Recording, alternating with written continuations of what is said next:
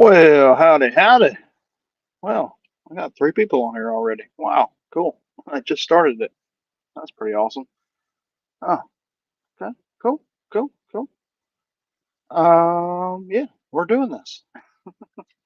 As you've noticed, the past couple days, I'm kind of skipping the fluff of the just pre-done daily devotionals and trying to dive into the Word a little bit deeper.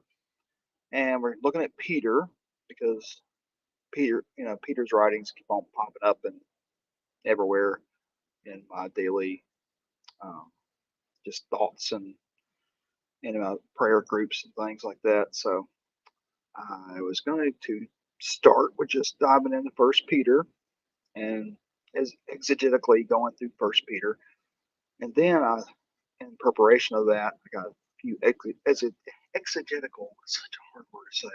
Sorry. Preachers I listen to um, a lot of from Calvary Chapel around the country, and they do like a Wednesday thing.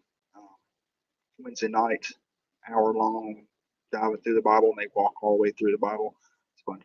A few of them are really, really, really good.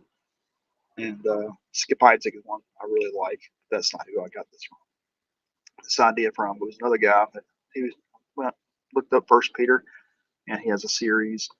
This guy in Ontario actually, and he started going through it, and he spent the first 30 minutes of it going and just basically telling Peter's life story.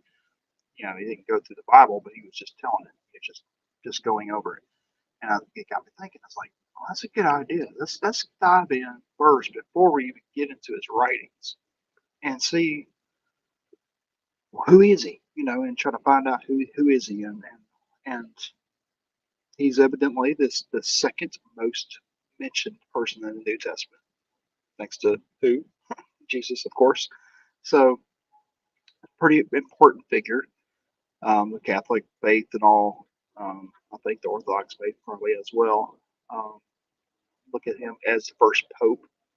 So pretty big deal. Pretty big deal. Of course, Jesus.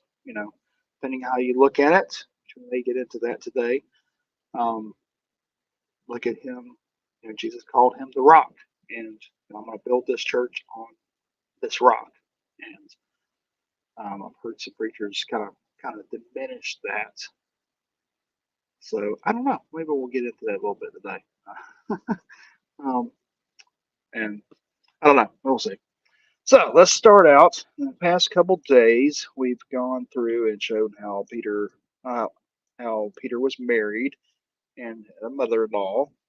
So if he had a mother-in-law, and Jesus came and healed his mother-in-law. And of course, Jesus evidently was hanging out there, so he stayed with Peter for a while and in his home because people were bringing their sick and their demon possessed and all that to him. So we saw that. We saw where the disciples were named in three different gospels. Oh yeah, the first one that Jesus heals the many, and where we see Peter and his mother-in-law. That's only in two gospels, Matthew and Luke. And we see the disciples named, and each time we see Peter being the first one, and so he's naming them.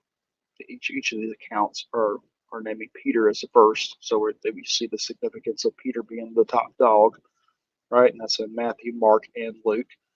Then we saw the accounts, which are in all the Gospels, of the storm and the walking on water, which was pretty interesting because they're all different. They all tell a different story. It's pretty interesting. Um, Now we're going to get into um, the part where, and it's only found in one um, gospel as far as I could tell, Matthew 15:15, right here, where Peter asked Jesus to explain this parable. So let's look at what's going on here. What defiles a person? And he called the people to him and said to them, hear and understand. It is not what goes into the mouth that defiles a person, but what comes out of the mouth that defiles a person.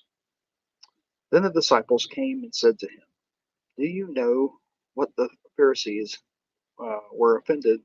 Do you know that the Pharisees were offended when they heard this saying?" He answered, "Every plant that my heavenly Father has not planted will be rooted up. Let them let them alone. They are blind guides, and if the blind lead the blind, both will fall into a pit." Here's where Peter comes into the play. I mean, there's so much to be said about all of this so far, but we're focusing on Peter. But Peter said to him, "Explain the parable to us." And he said, and Jesus said, "Are you still without understanding? Do you not see that whatever goes into the mouth passes into the stomach and it's expelled?" Pretty gross, huh? Right?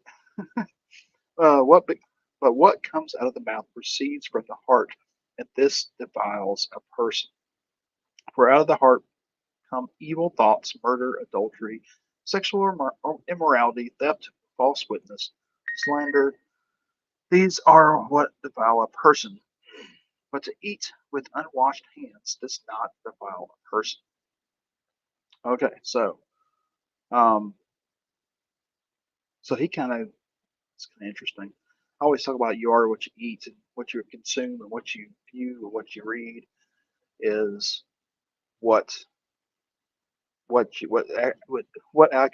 what comes back out of you. You know what I mean? And Jesus basically is telling you it ain't what goes in because all that just turns into junk, but it's what's in your heart is what comes out. So that's pretty interesting. But the main focus here is not that. It's Peter being vocal and not just sitting there with his, sitting on his hands like I guess the other guys were, and actually speaking up and saying, "I don't get it. I don't get it." And this is Peter's character. He's boisterous. He's gonna throw his hand up and say, "I don't know what's going on. What's going on?" he's going to um, he's going to be the one that gets out of the boat and walks on the water. He's going to be the adventurous guy. That's what we're learning about him. Um, Even at the cost of his own peril, or he's a risk taker. He's even at the cost of being rebuked, which we'll see today, where he gets rebuked several times in the different gospels.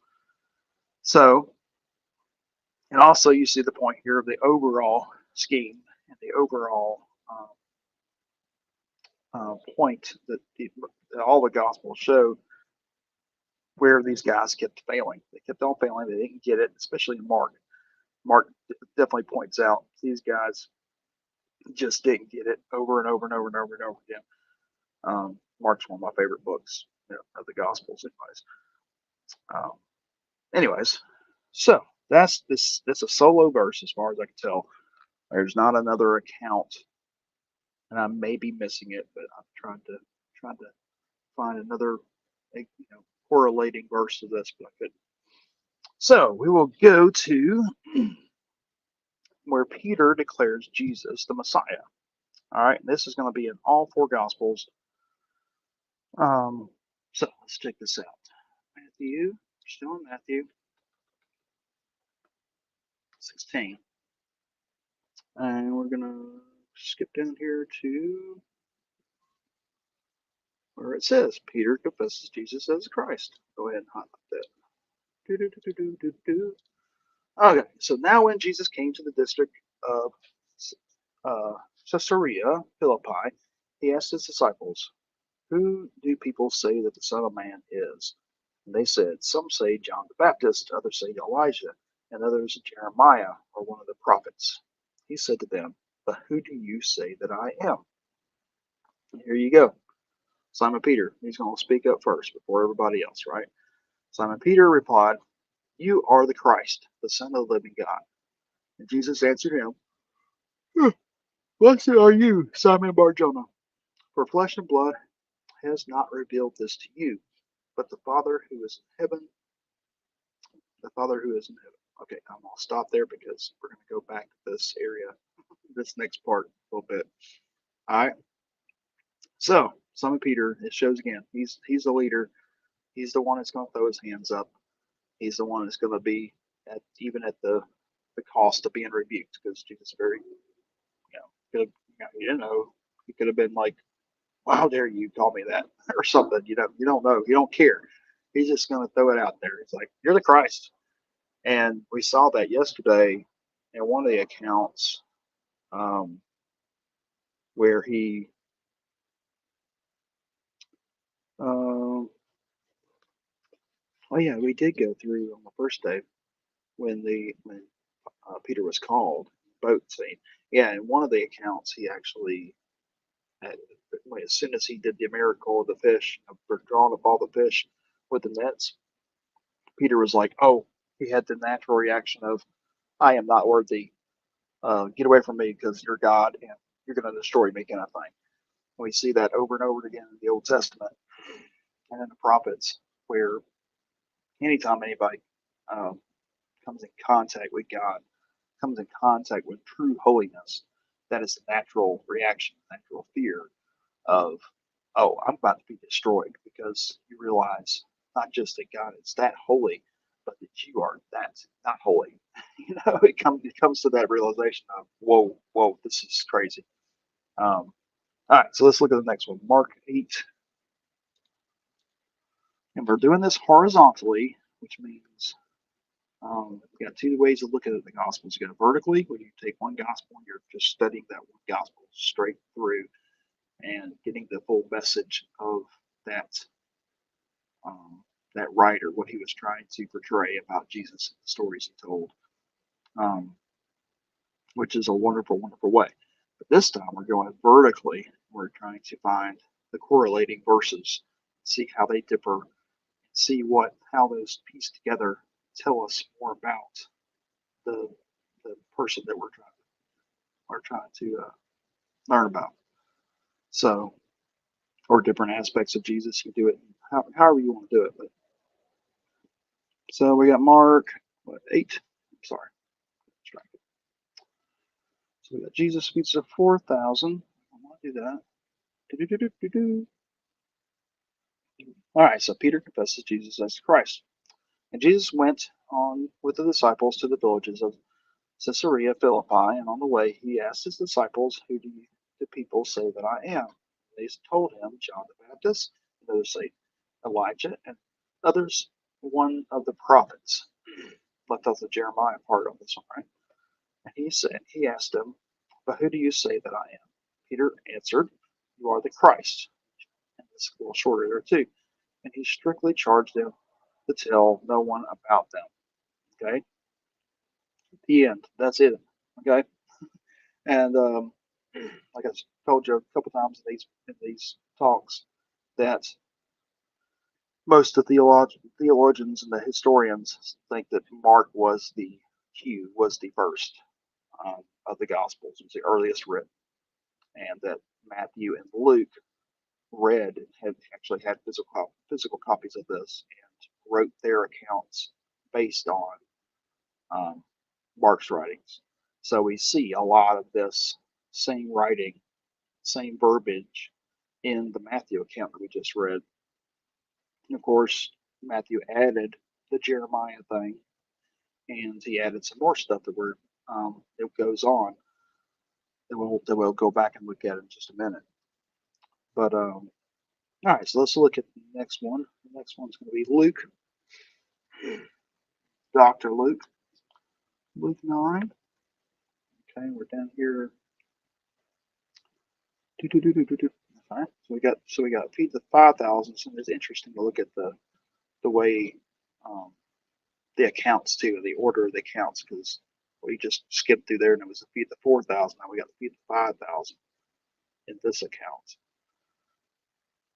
All right, so now it happened that as he was praying alone, the disciples were with him, and he asked them, "Who do the crowd say that I am?" And they answered, "John the Baptist, but others say Elijah, and others that one of the prophets of old has risen." Okay, it's a little different verbiage, but this is still the same account, right? Then he said to them, "But who do you say that I am?" And Peter answered, "The Christ of God." Okay, a little different explanation, but uh, answer, and then it just ends, and then he doesn't say the part about don't go tell anybody. He just bam, it's done. And that might have been a little bit more of a speculative add-on because remember Luke is he's trying to be as accurate as possible in his account because he is the historian, he is the guy, the smartest, or most book book learned or kind of guy. So he's as trying to be as accurate as possible. So, all right, so let's go to John. And of course, John is Mr. I'm his favorite. I'm his favorite. Let y'all know I'm his favorite. Okay, John. Did it change? Yeah, we're here. Okay, so, and this is going to be different. This is the words of eternal life, and this is a totally different account, really, or it may be the same, but it's written, put together. John's got his totally different. That's why they don't really account for John like stealing. It's a bad word, but stealing a lot of Mark's ideas. He kind of went rogue, and he had a completely different purpose than the other writers did too. He was trying to show the divinity of God and how awesome. I mean, of Jesus. He was trying to show how awesome Jesus was. He starts out the whole thing with not genealogies or a lot of backstory, but he goes straight to the backstory of all backstories. It's like in the beginning, he starts Genesis over. It's like in the beginning there was Jesus, and he created everything. It's like bam, awesome. So his is going to be a little bit different, always is. So when many of his disciples heard it, they said, "This is a hard saying. Who can who can listen to it?" Okay, what does it just say? Um, all right, we don't want to get too much in this. Do you take offense to this? Let's go down here. After many of the disciples turned back and no longer walked with him. Is this where he said the? Trying to get the context without getting too deep and taking too long. I think this is where he says, "Oh, okay." So that they're having a problem with the eating, the whole Eucharist, or oh my goodness, not you. What's the other word? Oh my gosh, my brain's freezing. Anyways, um, the drinking of the wine and the bread thing, the eating of the flesh, drinking of the blood, and they had a hard time with that. And a lot of people walked away like, "What is he talking about? Did he talk about eating human flesh?" And no, we ain't doing that. So they had a real hard time with that. So this is what this is coming off of. After this, many disciples turned back and no longer walked with him. They didn't get it right. So Jesus said to the 12, "You want to go away as well?" Simon Peter answered him, "Lord, to whom shall we go? You have the words of eternal life. We have believed and have come to know that you are the Holy One of God." Jesus answered them, "Do I not choose you, the 12, and yet one of you is a devil?" He spoke to Judas, the son of Simon Iscariot, for he, one of the 12, was going to betray him. This isn't, um, yeah, so Simon Peter, he answered. He's the one that answers. He's the one that raises his hand. And, of course, it's a totally different account than the other Gospels, but it shows that he knew what was up, right? It's like he claims that he is the Holy One of God. So there you go. And also I have John 1:42. I can't remember. I went through all these earlier. 42. Let's see what we got.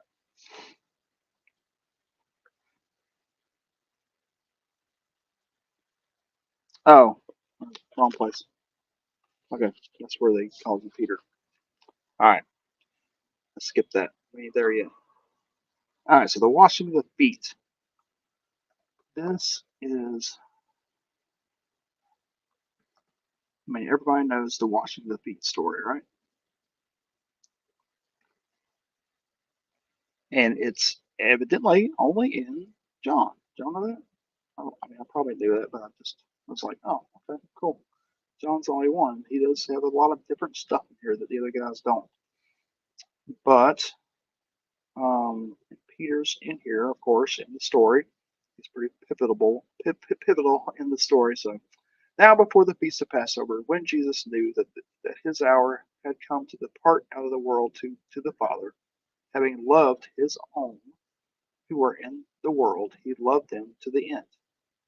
During supper, when the devil had already put it into the heart of Judas Iscariot, Simon's son, to betray him, Jesus, knowing that the Father had given all things into his hands, and that he had come from God, and was going back to God, rose from supper. He laid aside his outer garments, and taking a towel, tied it around his waist. Then he poured water into the basin, and began to wash the disciples' feet, and to wipe them with the towel that was wrapped around him. He came to Simon Peter, that's who we're focusing on, right? Who said to him, Lord, do you wash my feet? And Jesus answered him, What am I doing? What I am doing, you do not understand now, but afterward you will understand. Okay, so let's look at this. Rose from supper, he laid aside his garments and took a towel, tied around his waist. Then he poured water into a basin and began to wash the disciples' feet. That's very important to see this order here, right? So he's already washing some of these disciples' feet, correct? And to wipe them with a towel that was wrapped around him. And these other guys are just like, okay, I'm sure they're thinking the same thing Peter's thinking. They're probably like, okay, this is weird. This is our rabbi, depending on their faith at this point. This is our rabbi. This is our um, Messiah. This is God incarnate, you know, and he's stripping down and subjugating himself to the point of the lowest of low slaves and washing our dirty, nasty feet that's been walking on these roads that have dung on them and just dirt and just everything else. This is wild. They didn't ask; they just let him do it. You know, but Peter, he's the one that's like, whoa, wait a minute, what are you doing? He's sitting there watching these other guys like, why ain't y'all saying nothing? You know. And so Peter's like, whoa, don't wait a minute, you're gonna wash my feet? No, you can't do that, man. And Jesus is like, all right, well, I gotta wash your feet because this is part of the whole thing. This is I'm showing you how to love other people. And so Peter said to him, "You shall never wash my feet." He's like, he rebukes him. He's like, "No, you're not gonna wash my feet." He tells Jesus, he tells God, "No, you're not doing that." And he's like, "Okay, so if I do not wash you, you have no share with me." Pretty much tells him, well, you can get out. You don't want to play a game, then get out. You're done. And Simon realizes he got shut down, comes to his senses, says to him, Lord, not my feet, not my feet only, but also my hands and my head. So, he quickly changes his tone, like, okay, all right, well, do it all then. He's like, I don't want to go nowhere because you're God and you're the only one. Remember, you just read that he's the one to acknowledge. Right after the whole eating my flesh thing and all, and everybody's walking away, that even if he didn't agree with it, he was like, well, Who else are we going to follow? I mean, you God. I mean, who am I to say you're wrong? I guess that's cool. Let's just hang out then. It's like it may be a little weird to us, but yeah, we're going to have to hang out with you because you are God. So Peter got it. All right. So Jesus said to him, The one who has bathed does not need to wash except for his feet, but is completely clean. And you are clean, but not every one of you. For he knew that he was about was to be betrayed. That was why he said, not all of you are clean. When he had washed their feet and put on his garment and resumed his place, he said to them, "Do you understand what I have done to you? You call me teacher and Lord, and you are right, for so am I, or I am." There's an I am statement, right? And, I, and if I if I then, your Lord and teacher, have washed your feet, you also ought to wash one another's feet. For I have given you an example that you also should do as I have done to you. Truly, truly, I say to you, a servant is not greater than his master, nor is a messenger greater than the one who sent him. If you know these things, blessed are you if you do know them, if you do them. I am not speaking of all of you. I know whom I have chosen, but the scripture will be fulfilled. Who he who ate my bread has lifted his heel against me. I am telling you this now, before it takes place, that when it is done, when it does take place, you may believe that I am he. Truly, truly, I say to you, whoever receives the one I sent receives me. Whoever receives me receives the one who sent me. Awesome. That's why I did finish that out. That's not what we're focused on, but awesome, awesome, awesome passage. So much depth in here and so many things to draw out of, but that's not our focus today. So, all right, so we see Peter's the one that all the other guys are just like, okay, I don't really know what he's doing, but I'm not going to speak up. Peter's the one that speaks up. And I think that has a lot to do with why Jesus was like, all right, you're my rock, you know, because he realized this guy is going to be outspoken. He's the charge ahead. He's the rise and go guy, that God's always calling people to do. He's the guy that's going to get up and do it. He's the action guy, and I think that's why he put him in charge. He put him in the top spot. Even though John would argue, I'm top dog because he loves me. It's like, but maybe we'll do the same thing with John for a while because John's got a lot. You know, he's got the revelations. He's got a lot of writings and a lot of things we could do the backstory on. So we'll check him out too eventually. All right, so we are done with the washing the feet. All right, so let's see. Peter rebuked. Let's go back. Oops, Matthew 16. How are we doing on time? 20 minutes. That's good. Matthew 16:23. This is back to the confession. And we're going to skip down here to Jesus foretells his death and resurrection. Okay, so from the time Jesus began to show his disciples that he must go to Jerusalem and suffer many things from the elders and the chief priests and the scribes and be killed, and on the third day be raised. And Peter took him aside and began to rebuke him. This is, why am I yawning so much? So Peter took him aside and began to rebuke him. Boom, Peter. Far be it from you, Lord. This shall never happen to you. All right, so remember, this is telling us Peter's the one, the outspoken guy. And, we saw it with the feet thing that he was like, no, you're not doing this. you know, he's got that little rebel streak. These other guys are just letting things go, and he's the one speaking up. He's always the one speaking up and always questioning God. And we see this. Um, the Psalms are a great example of, David was the same kind of way. He was the one that cried out to God. He brought all of it to God. He, you know, his complaints, his problems with him, you know, like he didn't hold it back. And I think that's the way we need to be with God. God's not, we always come to him humbly, and we're trying to come to him humbly and be like, um, you know, which we should come to him humbly and and honor him and know that he's God and come to him as Lord. But there are times when if you're frustrated and you don't understand, something's happened in your life and some big tragedy or whatever, and you just really do not understand what God's got going on and how he could do this, how he could let this happen.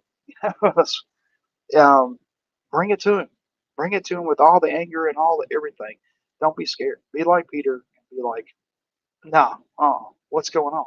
Yes, you're gonna get, probably a good scolding, but I mean, better to do that than sit back like these other guys and just not even know what's going on. I mean, sometimes you just gotta stand up and say, "What's going on, Lord? I mean, please show me." All right, so far be it from you, Lord, that shall never happen to you. But he turned and said to Peter, "Get behind me, Satan." Boom. Like, yeah, God might come back at you. I mean, there's a consequence. Get behind me, Satan. Woo! You are a hindrance to me, for you are not setting your mind on the things of God, but on the things of man. And sometimes we got to do that. We got to be like Peter and throw it out there, throw those human emotions, that human understanding of God or misunderstanding. And so he can't shut us down and say, dude, you're not getting it. And you're walking a thin line. We might need to get spanked sometimes. So, all right, so we got that one in Matthew. There's two of these. Show this Mark, which makes sense because Matthew did um, reference Mark a lot and just kind of elaborated on what Mark wrote. Okay, so we're going all the way down here to 66. Oh, where are we? Oh, that's not right. That's the next one. I'm sorry. Got all these notes. Okay, so we got the 4,000. Here we're going back to this same section. Where we at? Where we at? And it's the same kind of thing. So, and he began to teach them, the Son of Man must suffer many things and be rejected by the elders and the chief priests and the scribes and be killed, and after 3 days rise again. He said this plainly, and Peter, Peter, took him aside and began to rebuke him. Okay, so the first initial, if this is the first one, um, says he took him aside at least and began to rebuke him. But turning and seeing his disciples, he rebuked Peter and said, "Get behind me, Satan, for you are not setting your mind on things of God, but on things of man." Hmm. Oh man. Okay, so this is a little different look, a little different because he took him aside. So Peter was trying to be like, you know, it was, Mark's account, tried to pull him aside and say, "Hey, hey, oh, what are we doing? What, no, this is not going to happen. You're not going to die. We're going to rule, and you're gonna be a ruler, and I'll be right there with you, man. And everything's going to be great."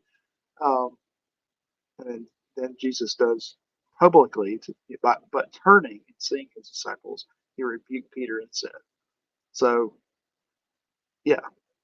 So he said openly, he went ahead and openly rebuked in front of his disciples and told him, "Dude, no, that ain't gonna happen, bro. You're completely wrong about this. You do not know." So, all right. So there's only two accounts I could find for that instance. It's just Matthew and Mark. Um, so let's jump on to where Peter denies Christ. This is so fun. I don't know if y'all enjoy this or not, but I definitely suggest doing these kind of things where you're checking out, especially with the Gospels. You can putting them together and just go with one theme, like the parables, like the different parables or whatever, because they flow through most of them, and just check out the little differences in each one of them. It's pretty interesting, and it shows more depth. You do it that way too. Really, really interested in certain parables and stuff. So let's see here. Luke 61. Oh, I didn't write down the. Oh no, I didn't write down the verse. I mean the chapter. John. All right, let's see if I can find it. Let's just go on to Matthew then. Matthew 26. I wrote down the verses. I didn't write down the chapter. Sorry about that. Maybe we'll see a tag that'll show us where it's at. Matthew 69. Okay, so Peter denies Jesus. Now Peter was sitting outside in the courtyard, and a servant girl came up to him and said, You also were with Jesus the Galilean. But he denied it before them all, saying, I do not know what you mean. And when he went out to the entrance, another girl saw him and said to the bystanders, This man was with Jesus of Nazareth. And again he denied it with an oath, I do not know the man. And after a little while, the bystanders came up and said to Peter, Certainly you are one of them, for your accent betrays you. Then he began to invoke a curse on them and to swear, I do not know the man. And began to swear. So okay, he's had some foul language, right? He's a fisherman, of course, right? I do not know the man. And immediately the rooster crowed. Peter remembered the saying of Jesus, Before the rooster crows, you will deny me 3 times. And he went out and wept bitterly. Okay, so what do we learn about Peter here? That even though he is the guy that'll get out of the boat and walk on the water, he is the guy that will speak up. He is the charge ahead, arise and go guy. When push come to shove, when real crisis came, what did he do? He shut down. And I feel this um, in my own life. I am that guy that gets up and goes, stay active, always, and I'm not afraid to speak up. But yeah, I've been in those crisis modes where I just shut down. And I've actually told one of those on one of these streams before, where my wife in that crisis mode, I shut down. I was frozen. I just couldn't. I was like, it was a serious crisis. I like to plan and I like to know, have all my ducks in order. When that crisis mode hit, I just shut down. And my wife stood up and freaking awesome took charge and made things happen. So, and I mean, we're all kind of like Peter. We don't know, and we don't know. We may think, when the time comes that we're going to stand, but you don't know until you're tested. Really don't know until you're tested. This was a big test for Peter. To and you can see we'll see later on how I think this moment, this change, this going through this big crisis moment, and gave him the realization that I'm not all that, you know, and that it helped him in the future to be the leader that he needed to be. So, all right, so let's go to it was Matthew and check out Mark's account of this.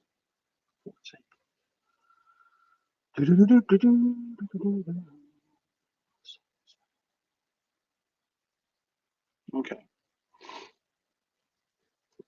Peter denies Jesus. Okay, let's see how this is different. And as Peter was below in the courtyard, one of the servant girls of the high priest came, and seeing Peter warming himself, she looked at him and said, You also were with the Nazarene, Jesus." A little bit different.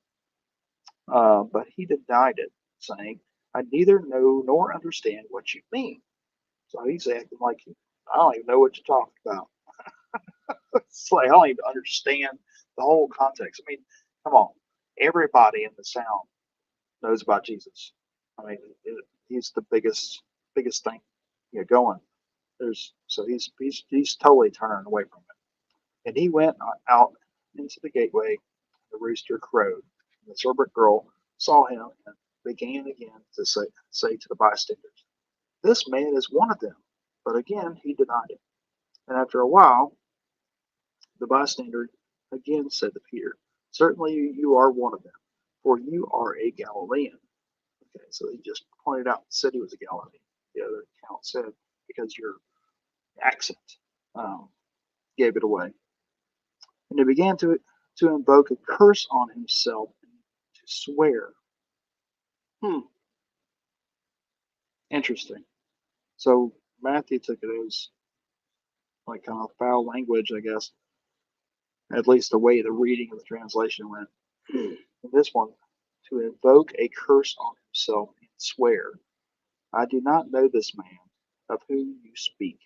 And immediately the rooster crowed a second time.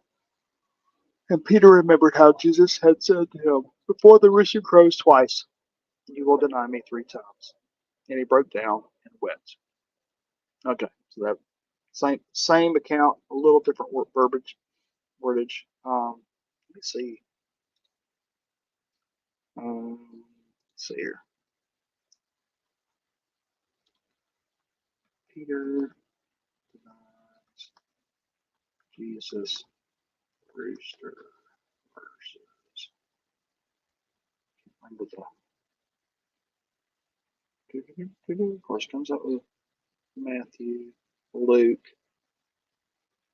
As I said, okay, Luke 22. Okay, all right, let me go back.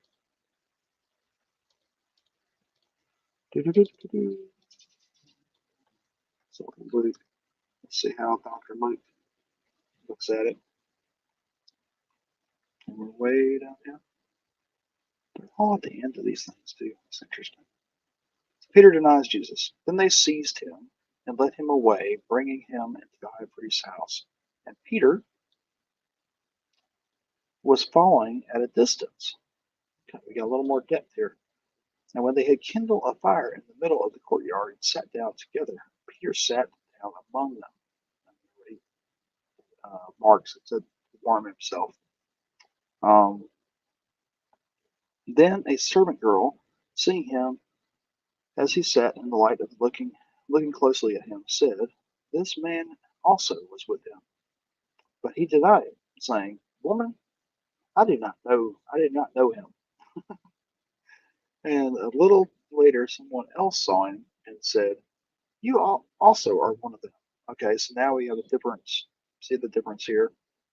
Um, in the other account, it was the servant girl kept on pointing it out, but somebody else, this account, saw him and pointed it out that you are one of him. But Peter said, "Man, I am not." And after an interval of about an hour still later, see how Luke adds like time, and you'll see that. Well, if you study Luke, you'll see he puts a lot of places to time. He likes to pinpoint time and place because he's like writing like a history book. It's pretty interesting the differences here. Okay, so after an interval of about an hour, still another insisted, saying, "Certainly this man also was with him, for he too is a Galilean." So this is 3 different people in this account that's saying this, which ties in um, the rooster crow. So we got, I mean, with the denying 3 times, that's 3 different people. Yeah, so he may have elaborated more, or I don't know, maybe his remembrance is different. I don't know. And immediately, while he was still speaking, the rooster crowed. The Lord turned and looked at Peter. Peter, remembering the saying of the Lord, how he had said to him, "Before the rooster crows today, you will deny me 3 times." And the last one was before the rooster crows twice. Remember, there was 2 crows in that account. I mean, yeah, 2 rooster crows in the last account. This is very interesting. It's pretty cool. And he went out and wept bitterly. Okay, so we got still crying. So he realizes, oh, I messed up. He was right. Pretty cool. Pretty interesting. And then we have John. Let's go look at John. John's going to be a little different, of course. John is extra. Okay. 15. But Peter denies Jesus. Simon Peter followed Jesus, and so did another disciple. Well, what's the other disciple? I wonder. Hmm. John. And that's another thing you'll see about when you read through John. It's like he'll just add himself in there like another disciple. And John also talks about the race back to the tomb. So I love John's writing. It's pretty awesome. Puts a lot of himself in there, a lot of his personality. Since that disciple was known to be the high priest, he entered with Jesus into the courtyard of the high priest. Hmm, interesting. But Peter stood outside the door. So the other disciple, who was known to be the high priest, went out. See, it's so funny reading through this. It's like known to be the high priest, known to be the high priest. Um, yeah, it's gonna be fun when we go look at John. Went out and spoke to the servant girl who kept watch at the door and brought Peter in. Okay, so we got a different telling here, right? And this may be because it's more personal. Because if John was really with Peter in this moment, and it's not just a this is what I heard thing testimony. This is actually first person testimony because it's here that he knows the real nitty gritty of the story. Now all of them have the same um, truth behind them, the same principles, but John may have a better grasp of what actually went on. Okay, so no disciples went out and spoke to the servant girl who kept watch at the door and brought Peter in. The servant girl at the door said to Peter, "You also are not one of these man's disciples, are you?" He said, "I am not." Now the servants and the officers had made a charcoal fire. Okay, so this is like okay, so you see what's going on here. John's like openly saying, "I am with Jesus, and I'm a high priest." So he's going on in, and then Peter's coming behind him in this telling, and Peter's like, "Oh no, I don't know what he's doing. I'm not going to risk it. I'm not going to risk it." Caught up with Jesus, um, which is kind of sad to see. Okay, so he said, "I am not." Now the servants and the officers had made a charcoal fire because it was cold, and they were standing and warming themselves. Peter also was with them, standing and warming himself. Okay, so it's not as in depth. There's uh there's no rooster crow, but there was the charcoal fire, there was the fire, there was the denial. Um, but I guess it stops there probably in John's account because John's it could be just he's writing from memory, and he don't know. He's like, I don't know what happened because I kept on going. I kept on going out there to see what was going on. And all I know is Peter stayed back and chilled out there and warmed by the fire. And that's all I could say. So that's interesting. Very interesting. All right. So I think that's enough for today. That's what I had planned to go over. Hopefully, y'all have enjoyed that. And yeah, getting a little long at me. 49 minutes. And okay, so if you're on X and you're watching this on X, then great. 7:30 a.m. Eastern Standard Time, we do an open prayer thing, doing a little devotional like I was doing on here.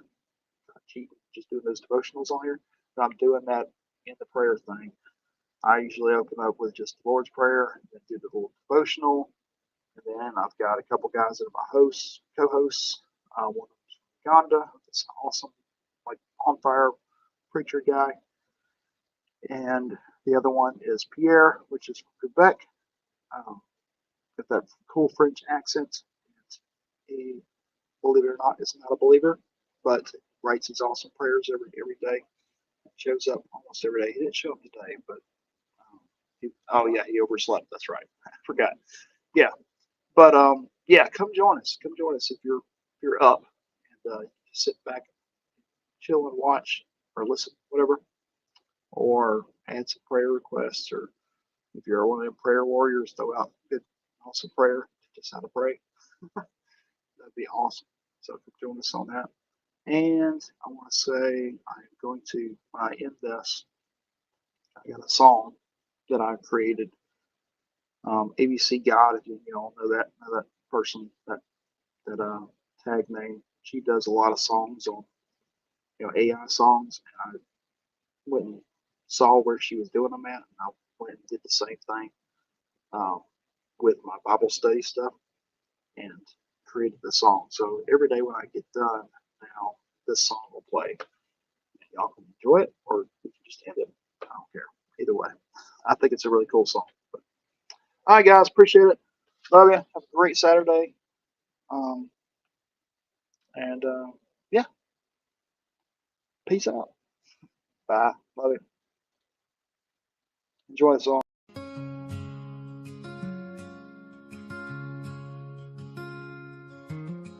Every morning I rise up strong, open the book that's never wrong, finding strength as I sing this song, in God's word where I belong.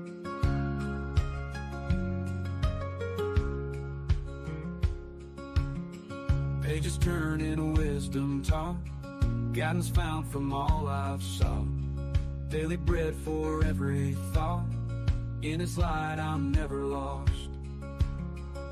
Soul, heart filling with love,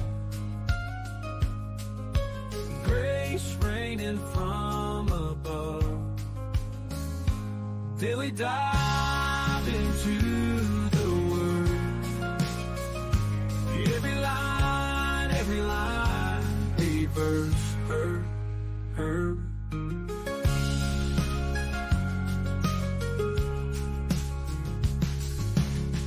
Faith muscles growing more each day, steady walking on His way.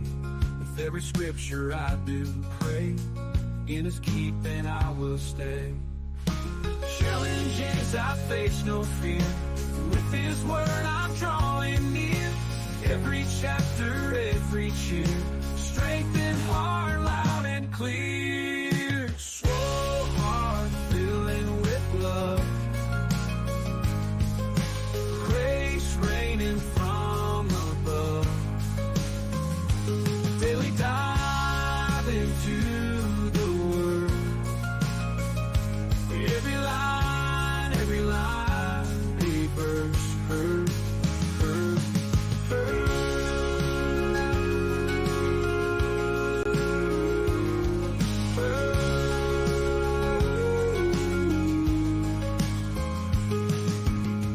Faith muscles growing more each day, steady walking on His way.